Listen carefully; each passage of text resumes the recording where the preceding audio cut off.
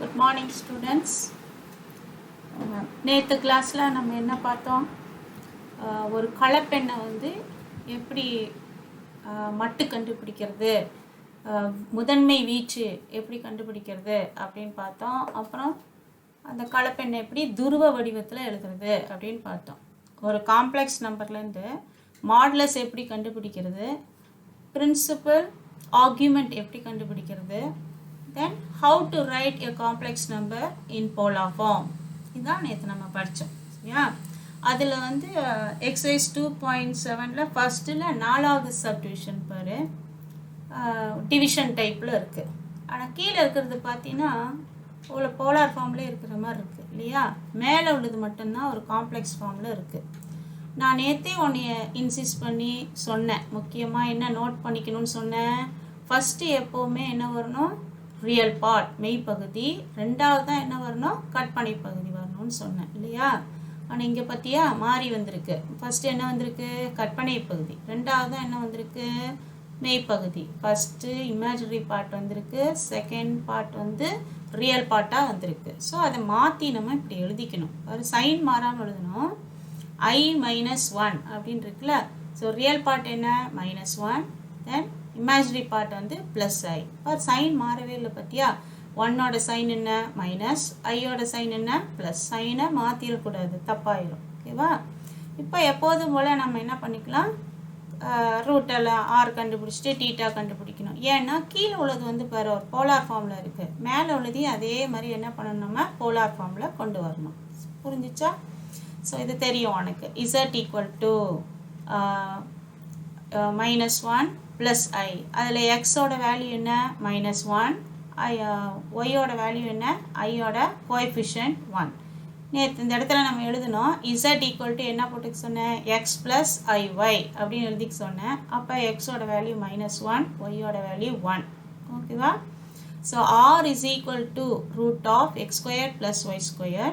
எக்ஸோட value -1 whole square + ஒய்யோட value 1, so 1². So 1² + 1² என்னது, 1 + 1 2 √2. ஸோ மாடுலஸோட வேல்யூ மட்டு மதிப்பு என்னது, r = √2. இப்போ சம்மில் பார்த்தீங்கன்னா -1 இந்த மாற்றி எழுதுனீங்கள, இதை தான் பார்க்கணும், இதை பார்த்துடக்கூடாது. சரியா? ஸோ மைனஸ், இது ப்ளஸ். ஃபஸ்ட் என்ன வந்திருக்கு, மைனஸ், ரெண்டாவது தான் ப்ளஸ் வந்திருக்கு. அப்போ எந்த குவாட்ரண்ட்டில் வரும், செகண்ட் குவாட்ரண்ட், ரெண்டாவது கால் பகுதியில் வரும். ரெண்டாவது கால் பகுதி ஆங்கிள் எப்படி எழுதணும், θ = π - α. ஓகே, ஸோ ஃபஸ்ட்டு ஆல்ஃபா கண்டுபிடிச்சிக்கலாம். Alpha = tan inverse modulus of y/x. So ஒய்யோட வேல்யூ இங்கே இருக்குது பாரு 1, எக்ஸோட வேல்யூ என்ன, -1. இங்கே சப்ஸ்டியூட் பண்ணிடுற ரெண்டையும். 1/-1 என்ன, -1. அது மாடுலஸ்குள்ளே இருக்கும். வெளியே வரும்போது அது என்ன 1 ஆயிரும், +1 ஆயிரும். அப்போ நீ மாடுலஸ் எடுத்துகிட்டு என்ன போட்டுக்கலாம், ப்ராக்கெட். இப்போ உனக்கு தெரியும் நிறையா சம் போட்டுட்ட, அதனால் tan π/4ஓட வேல்யூ தான் என்னது, 1. ஸோ இந்த இடத்துல ஆக்சுவலாக டேனோட எந்த ஆங்கிளுக்கு வேல்யூ 1 அப்படின்னா இந்த இடத்துல நம்ம என்ன எழுதணும், tan π/4. அப்போ டேனும் tan இன்வர்ஸும் கேன்சல் ஆயிருமா? அப்போ உனக்கு π/4 அப்படின்ற வேல்யூ வந்துடும். இப்போ θ எந்த குவாட்ரண்ட்டில் இருக்குன்னு சொல்லிட்டோம், செகண்ட் குவாட்ரண்ட். அப்போ ரெண்டாம் கால் பகுதியில் θ இரண்டாம் கால் பகுதியில் அமைகிறது. அப்போ ரெண்டாவது கால் பகுதியில் அமைகிற ஆங்கிளை எப்படி எழுதணும் நம்ம, θ = π - α. π - α, இப்போ π - π/4. ஸோ θ = 3/4. இப்போ இந்த ரெண்டையும் என்ன பண்ணிடு, துருவ வடிவத்தில் எழுதிடு, போலார் ஃபார்ம். என்ன formula, Z = r × cos θ + i sin θ. Z வேறு ஒன்றும் இல்லை, நம்ம சம்மு தான் Z. -1 + i = r பதிலாக √2, θக்கு பதிலாக 3π/4 சப்ஸ்டியூட் பண்ணிக்கோ. இப்போ நம்ம இந்த எக்ஸசைஸ் அந்த யூனிட் ஆரம்பிக்கும் போது நம்ம என்ன படித்தோம் அப்படின்னா, polar form and Euler form of a complex number அப்படின்னு படித்தோம் இல்லையா? இந்த யூலர் ஃபார்ம், அது ஆயிலரின் வடிவம் அப்படின்னா என்னென்னா, இந்த காஸ் θ அந்த ப்ராக்கெட்டில் இருக்க பற்றியா, ஸ்கொயர் ப்ராக்கெட்டுக்குள்ளே காஸ் θ + i sin θவை e⁻⁴ அப்படின்னு எழுதலாம். அதுதான் யூலர் ஃபார்ம்.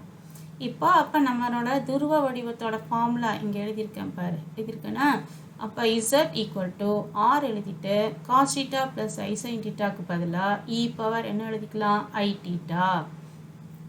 அப்போ நம்ம சம் என்ன பாருங்க இருக்கு -1 ப்ளஸ் I இருக்கா √2 இருக்குது.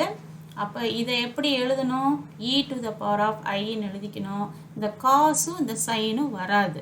இந்த ஆங்கிள் மட்டும் இந்த வீச்சு இருக்குல்ல உள்ள ஆங்கிள் கோணம் இந்த கோணம் என்ன 3π/4 அதுதான் அந்த தீட்டாக்கு பதிலாக அந்த 3π/4 போடணும்.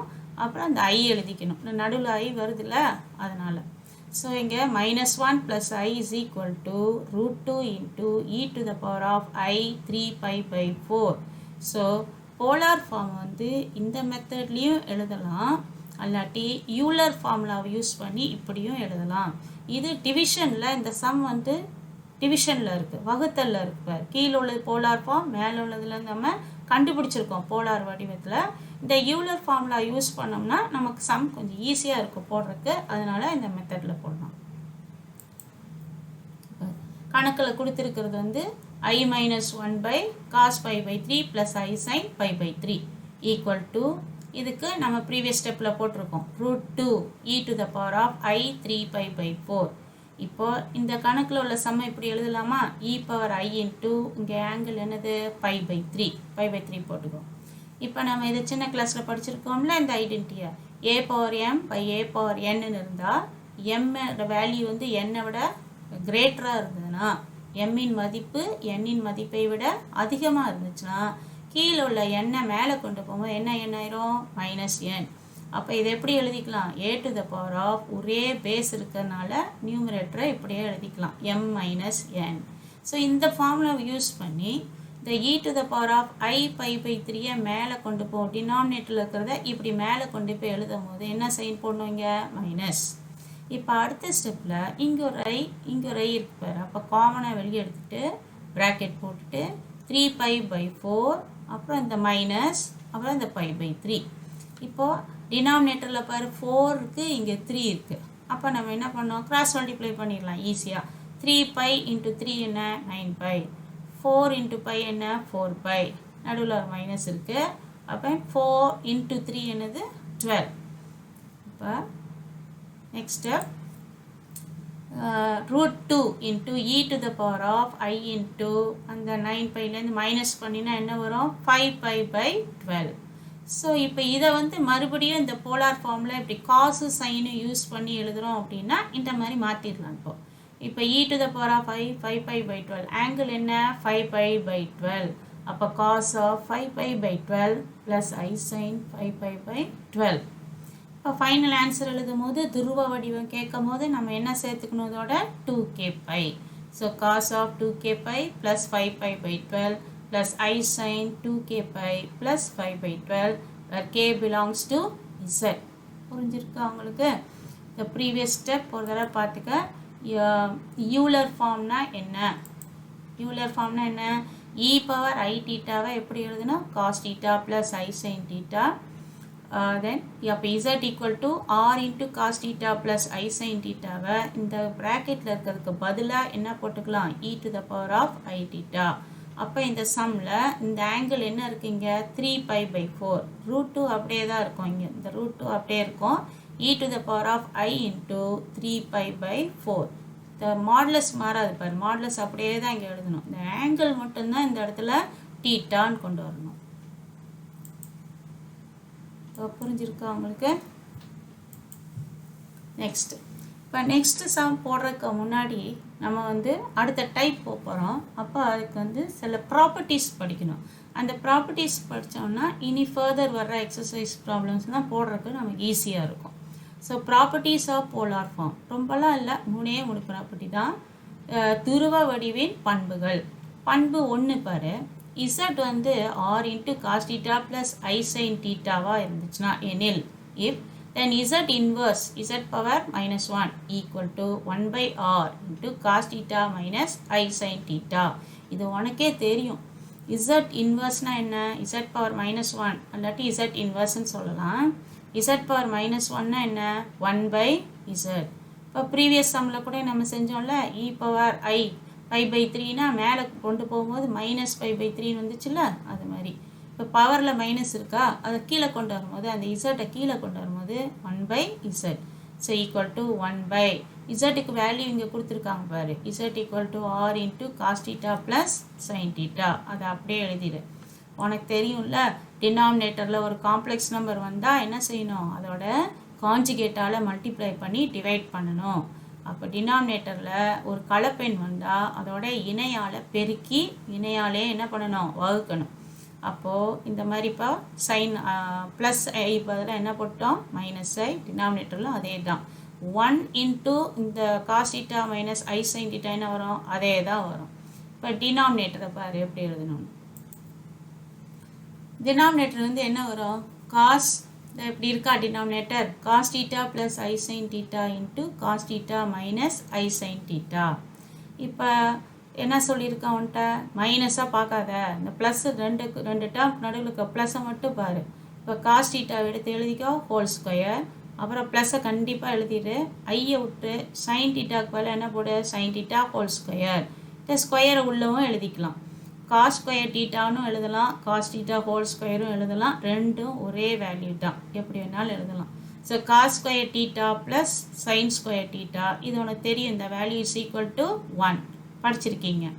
இப்போ ஏன் நான் வந்து வெளியே போட்டேன் அப்படின்னா, A square plus B square அந்த ஃபார்மில் எழுதி காமிக்கணுன்றக்கா எழுதினேன், இல்லைனா ரெண்டுமே ஒன்று தான். இப்போ இப்படி எழுதிட்டா உனக்கு ஃபார்முலா வந்து டக்குன்னு ஸ்ட்ரைக் ஆயிரும், அதுக்காக. இப்போ இங்கே வந்து இப்போ cos square theta plus sine square தீட்டாக்கு பதிலாக என்ன வந்துடும், டினாமினேட்டரில் 1 வந்துருமா. அப்போ 1/r into cos theta minus I sine theta. புரிஞ்சிருச்சா. பண்பு 2 பாருங்க, இதை நல்லா கவனிக்கணும். If z1 equal to r1 into cos theta 1 plus I sine theta 1. யூஸ்வலாக நம்ம சொல்லிக்கிட்டே இருக்கோம்ல, துருவ வடிவத்தோட பொதுவான ஃபார்முலா என்ன, z equal to r into cos theta plus I sine theta அப்படின்னு படிப்போம். இப்போ ரெண்டு காம்ப்ளெக்ஸ் நம்பர் இருக்குல்ல, இங்கே ரெண்டு கலப்பெண் இருக்குது, ஒன்று z1 எடுத்திருக்கோம், ஒன்று z2ன்னு எடுத்திருக்காங்க. அப்போ இந்த மாடுலஸ் மட்டும் வந்து z1னா இந்த இடத்துல 1, தீட்டாக்கு பதிலாக தீட்டா 1 தீட்டா 2. அது மாதிரி z2ன்னு எடுத்தால் 2 வரும், இங்கே தீட்டா 2, இங்கேயும் தீட்டா 2. இதில் என்ன ப்ரூவ் பண்ணணும் அப்படின்னா, z1 z2 மல்டிப்ளை பண்ணால் r1 r2 into cos of theta 1 plus theta 2 plus I sine theta 1 plus theta 2. ரெண்டாவது என்னன்னா, argument of z1 z2 equal to argument of z1 plus argument of z2. இப்போ எப்படி நம்ம தீர்வு எழுதுறது, தீர்வு சொல்யூஷன் பாரு. இப்போ கொடுத்துருக்காங்கல்ல, இதை எடுத்து இங்கே எழுதிக்கலாம். z1 is equal to r1 into cos theta 1 plus I sine theta 1. இப்போ நல்லா கவனிங்க, z ஈக்குவல் டு, நான் இந்த ஒன்றே இல்லாமல் சொல்லிப்பார், z equal to r into cos theta plus I sine theta அப்படின்னு இருந்தால் r என்னன்னு சொல்லுவோம், மட்டு, தீட்டாவை என்னன்னு சொல்லுவோம், இசட்டோட வீச்சுன்னு சொல்லுவோம். அதாவது ஆர்கியூமெண்ட் ஆஃப் z தான் என்னது, அந்த தீட்டா. அது இங்கே 1 இருக்கிறதுனால ஆர்கியூமெண்ட் ஆஃப் z1 அப்படின்னா z1ஓட முதன்மை வீச்சு என்ன அப்படின்னா தீட்டா 1. அதை தான் நம்ம முதன்மை வீச்சுன்றது தான் நம்ம என்ன சொன்னோம், ஃபஸ்ட்டு கிளாஸில் பார்த்தோம்ல, ஆர்கியூமெண்ட் சொல்லலாம், இல்லாட்டி ஆம்ப்ளிடியூட் அப்படின்னு சொல்லலாம். புரியுதா.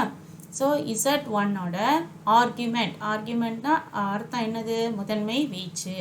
ஸோ ஆர்கியூமெண்ட் ஆஃப் z1 என்னது, வீச்சுனா என்ன, இந்த கோணம் தீட்டா 1. அதே போல் இங்கே பாரு, z2 equal to r2 into cos theta 2 plus I sine theta 2. இப்போ z2ஓட வீச்சு என்ன, தீட்டா 2. அப்போ z2ஓட முதன்மை வீச்சு, அதாவது argument of z2 equal to theta 2. புரிஞ்சிச்சா. இப்போ நம்ம சொல்யூஷனுக்கு வரலாம். என்ன சொல்லியிருக்காங்க இதில், z1 z2 என்ன செய்ய சொல்கிறாங்க, பெருக்க சொல்கிறாங்க, மல்டிப்ளை பண்ண சொல்கிறாங்க. அப்போ z1 z2 equal to, z1ஓட answer இருக்குல்ல, இங்கே மேலே இருக்கு பாரு, இங்கே பக்கத்தில் இருக்கு, இதை எடுத்து இந்த r1 into cos theta 1 plus ஐ சைன் தீட்டா 1 எழுதிக்கோ, இன்ட்டு அப்புறம் r2 into cos theta 2 plus ஐ சைன் தீட்டா 2 எழுதிட்டோமா. இப்போ அடுத்த ஸ்டெப்பில் r1 r2ன்றதை பொதுவாக அப்படி வெளியே கொண்டு வந்துடலாம். r1 r2 is equal into, இப்போ மல்டிப்ளை பண்ணும்போது என்ன வரும் பாரு, இது 1 இது 2 இல்லையா, இது 1 இது 2. இப்போ காஸ் தீட்டா 1ஐயும் காஸ் டீட்டா டூவையும் ஃபஸ்ட்டு எழுதணும். காஸ் டீட்டா 1 காஸ் டீட்டா 2 அப்புறம் ப்ளஸ் ஐயும் இங்கே ஒரு ப்ளஸ் ஐ இருக்குது, அது ரெண்டையும் மல்டிப்ளை பண்ணால் என்ன வரும்? ப்ளஸ் ஐ ஸ்கொயர் வரும். ஐ ஸ்கொயரோட மதிப்பு என்ன? மைனஸ். அப்போ நடுவில் மைனஸ் வந்துடும். சைன் டீட்டா 1 சைன் டீட்டா 2 இருப்பார்.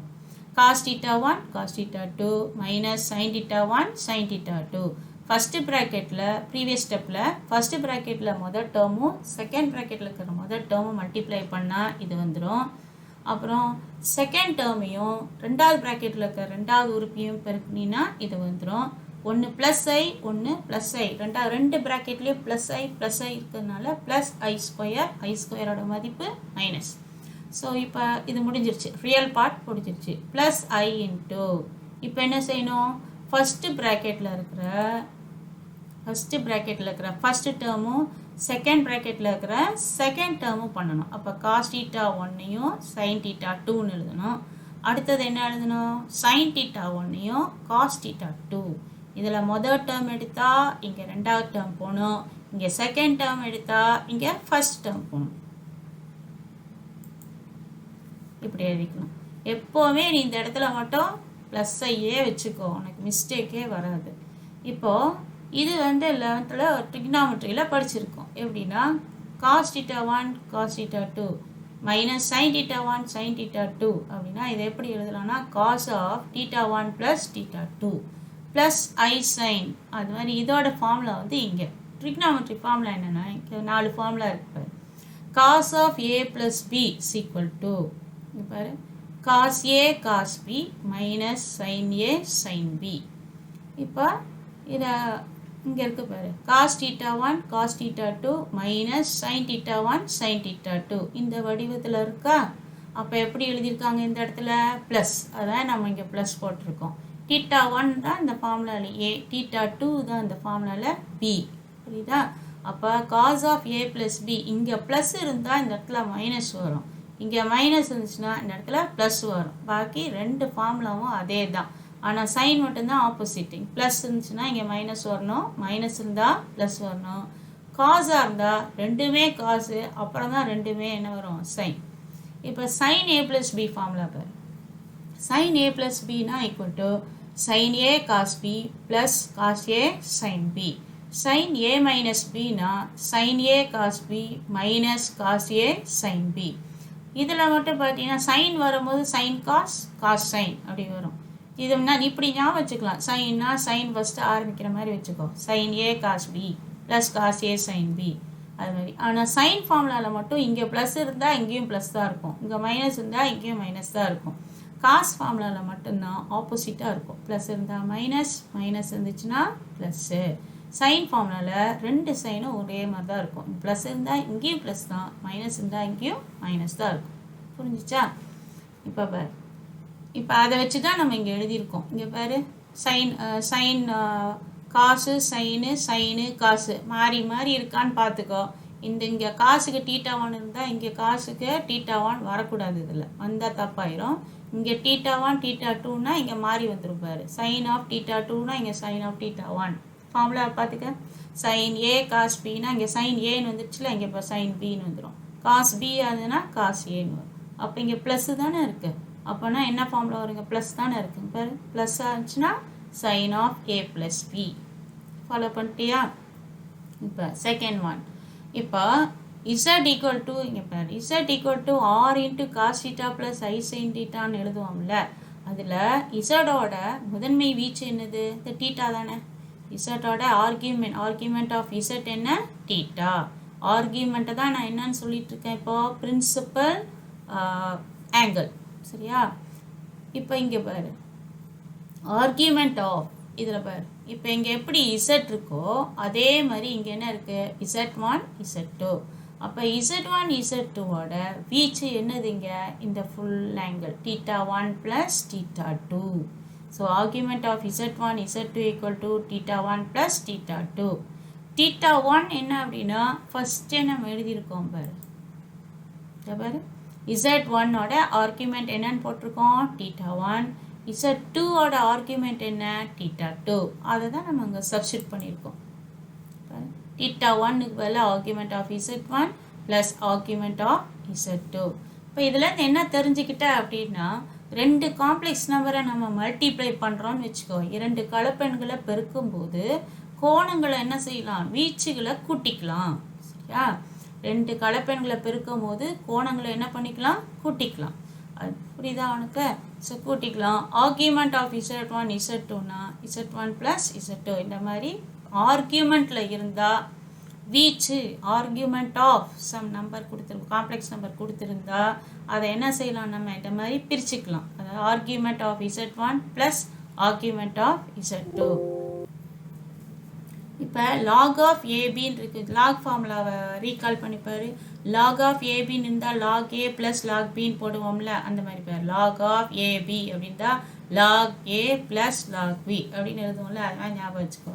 ஆர்கியூமெண்ட் ஆஃப் z1 z2னா argument z1 plus argument z2 ஞாபகம் வச்சுக்க. இதெல்லாம் தான் சம்மில் யூஸ் பண்ணுவோம். ரெண்டு காம்ப்ளெக்ஸ் நம்பரை மல்டிப்ளை பண்ணும்போது ஆங்கிள் என்ன பண்ணுவோம், ரெண்டு காம்ப்ளெக்ஸ் நம்பரில் இருக்கிற வீச்சுகளை என்ன பண்ணலாம், ஆங்கிள் என்ன பண்ணிக்கலாம், கூட்டிக்கலாம். அது மாதிரி ரெண்டு ஆர்கியூமெண்ட் ஆஃப் அந்த multiplication of two complex number இருந்தால் ரெண்டு ஆர்கியூமெண்ட்டாக என்ன பண்ணிக்கலாம், சம் ஆஃப் டூ ஆர்கியூமெண்ட்ஸாக பிரிச்சுக்கலாம். புரியுதா? இன்னொரு ப்ராப்பர்ட்டி, இந்த லாஸ்ட் ப்ராப்பர்ட்டி 3 அதே தான். ஆனால் இங்கே என்ன இருக்குது, இப்போ டிவிஷன் z1 by z2ன்னு இருந்தால் r1 by r2 into cos theta 1 minus theta 2 plus I sin theta 1 minus theta 2. அது மாதிரி argument of z1 by z2 வந்தால் argument of z1 minus argument z2. அந்த சம்மரியே தான் ஸ்டெப்ஸு. z1 என்ன கொடுத்துருக்காங்க, ஆர்கியூமெண்ட் ஆஃப் z1 என்ன theta 1. அதே மாதிரி z2 கொடுத்துருக்காங்க, ஆர்கியூமெண்ட் ஆஃப் z2 என்னது theta 2. சரியா, இப்போ டிவைட் பண்ணலாம் பாரு. z1 by z2 இருக்கு ஈக்குவல் டு அந்த ரெண்டு மாடுலஸ் மட்டும் இருக்குல்ல, அது ஆர் வேல்யூ, அதை வெளியே எடுத்துரு. r1 by r2. இப்போ r1ஓட வேல்யூ இது, r2ஓட வேல்யூ இது. இது உனக்கு உடனே ஸ்ட்ரைக் ஆயிரும். டினாமினேட்டில் காம்ப்ளெக்ஸ் நம்பர் வந்தால் இம்மீடியட்டாக அதோட கான்ஜுகேட்டால் மல்டிப்ளை பண்ணி டிவைட் பண்ணணும். இப்போ நியூமரேட்டரில் என்ன பண்ணலாம், 1 2 1 2ன்னு எழுதிக்கோ. ரெண்டு காம்ப்ளெக்ஸ் நம்பரை நம்ம என்ன செய்ய போகிறோம், மல்டிப்ளை பண்ண போகிறோம். இரண்டு கலப்பெண்களை என்ன பண்ண போகிறோம், பெருக்க போகிறோம். அப்போ மேலே என்ன பண்ணிக்கோ, 1 2 1 2 அப்படின்னு எழுதிக்கோ. ரெண்டும் ஒரே நம்பர் இருக்கு இல்லையா, ஒன்றையும் மல்டிப்ளை பண்ணாலும் ரெண்டையும் மல்டிப்ளை பண்ணால் மெய் பகுதி கிடைக்கும். அப்போ cos theta 1 cos theta 2 plus என்னென்னு வரும், சைன் theta 1 சைன் theta 2.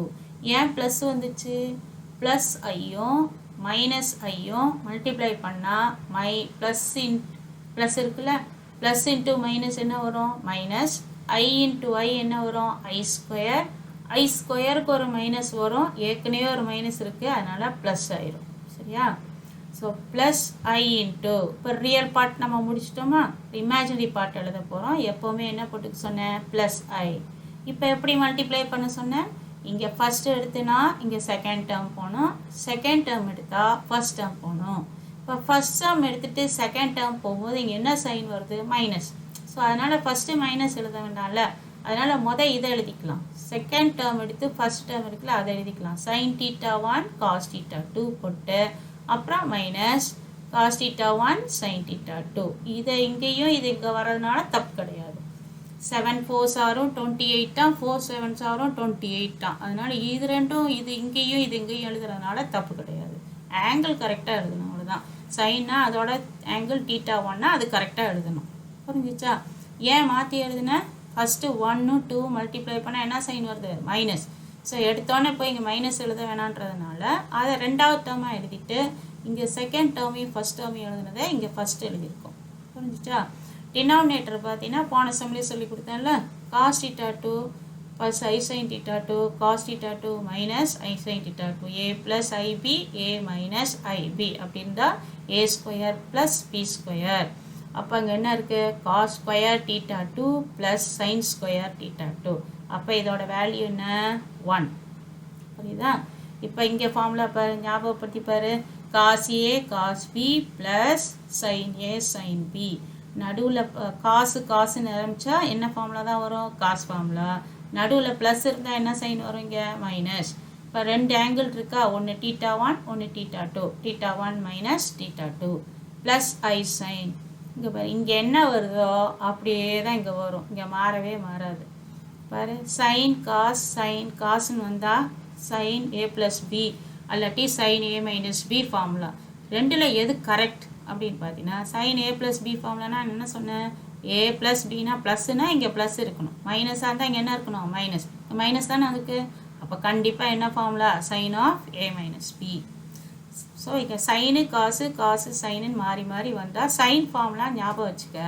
நடுவில் சைன் என்ன? மைனஸ்னால் இங்கே மைனஸ் போடு, ப்ளஸ்ஸாக இருந்தால் ப்ளஸ் போட்டு, அவ்வளோதான். காசு சைனு அந்த மாதிரி வந்துச்சுன்னா காசு வந்துன்னா என்ன பண்ணும்? Cos formula. ஆனால் நடுவில் இருக்க சைன் மட்டும் காஸ் ஃபார்முலாவுக்கு என்ன பண்ணும்? ஆப்போசிட்டாக இருக்கும். ப்ளஸ் அந்த மைனஸ், இங்கே மைனஸ் வந்து அந்த இடத்துல ப்ளஸ் வரும். இப்போ R1/R2 காஸ் ஆஃப், இப்போ மேலே இருக்கிறத மட்டும் நீ எழுதுனா போதும். டினாமினேட்டர் என்னது? 1. இப்போ ஆர்கியூமெண்ட் என்னன்னு சொல்லலாமா? ஆர்கியூமெண்ட் Z1/Z2 ஒரு காம்ப்ளெக்ஸ் நம்பர் டிவிஷனில் இருக்குது. அப்போ அதோட ஆர்கியூமெண்ட் என்ன? இங்கே கோணம் என்ன? θ1 minus θ2. Argument of Z1/Z2 equal to θ1 minus θ2. இப்போ போன சம் மாதிரியே தான். θ1 என்னது? Argument of Z1 minus argument of Z2.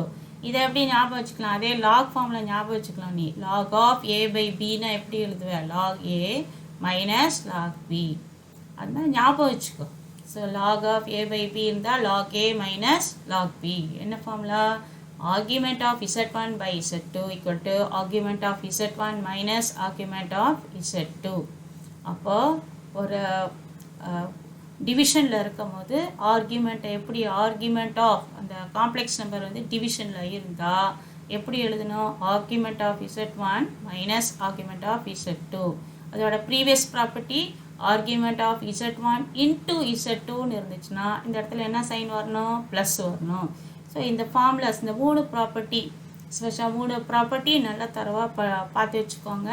அப்புறம் cos A plus B, cos A minus B, sine A plus B, sine A minus B, 4 formula கொடுத்துருக்கேன்ல, அதையும் நல்லா பார்த்துக்க. அதை எல்லாத்தையும் யூஸ் பண்ணி நம்ம அடுத்த நெக்ஸ்ட் சம்ஸை நம்ம போட போகிறோம். ஸோ அதெல்லாம் தரவாக இருந்தால் தான் உங்களுக்கு போடும்போது ரீகால் பண்ணி நல்லா போட முடியும். ஓகேவா? சரி, எல்லாத்தையும் நல்லா ப்ராக்டிஸ் பண்ணுங்கள் எழுதி. That's all. Thank you.